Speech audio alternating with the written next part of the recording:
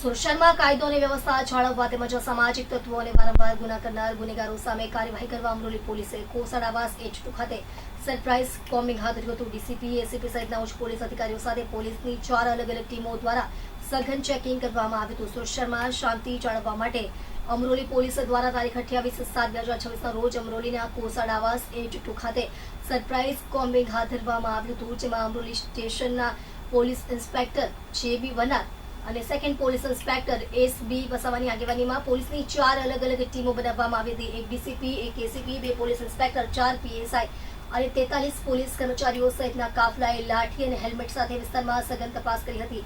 અગાઉ ગુનાઓમાં પકડાયેલા અને અસામાજિક તત્વોને ટાર્ગેટ કરીને આ કાર્યવાહી કરવામાં આવી હતી। કોમ્બિંગ દરમિયાન પોલીસે શંકાસ્પદ ઇસમોના દસ્તાવેજો, વાહનો અને ઘરોની તપાસ કરી હતી। આ કોમ્બિંગ દરમિયાન કુલ 39 જેટલા ગુનાહિત કિસ્સાઓ અને કાયદા ભંગ સામે કાર્યવાહી કરવામાં આવી છે, જેમાં પ્રોહિબિશનના ગુના, દારૂ પીધેલી હાલતમાં મળી આવેલા લોકો, GP એક્ટ અને તડીપારના હુકમનો ભંગ કરનારા ઇસમો સામે ગુના નોંધવામાં આવ્યા છે। પોલીસે જણાવ્યું હતું કે શહેરમાં કાયદો અને વ્યવસ્થા જાળવવા માટે આવું કોમ્બિંગ સતત ચાલુ જ રહેશે।